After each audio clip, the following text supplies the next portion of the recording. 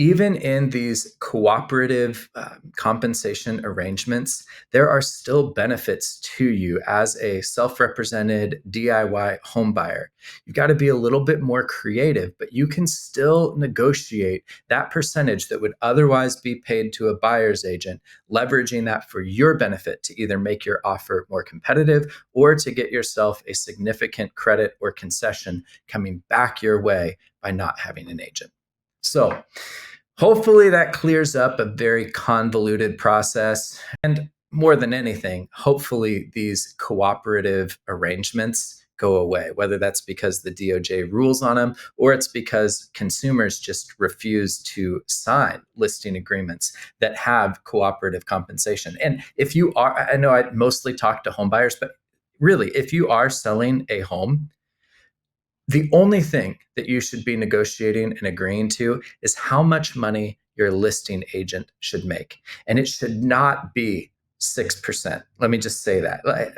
It because here's the thing. Like, one, if it's a $3 million home and it's 6%, like, oh, that's what service are you possibly paying that much money for? Ugh.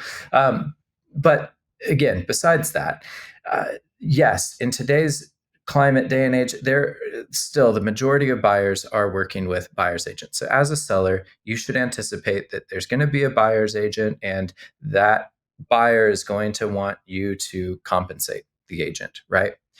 Now, you don't need to set that number up front because now the onus is on the buyer to negotiate the best possible rate they can with their agent. So they might negotiate 1% with their agent.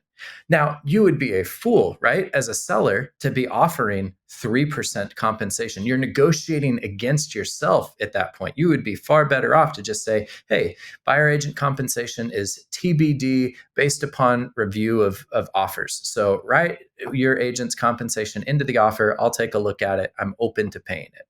But because you're open to paying it, you need to account for that in whatever you agree to with your listing agent. So whether that's 2%, 3%, 4%, just know that there's a good likelihood that you'll also have compensation that you're going to need to pay to a buyer's agent in order to close the deal.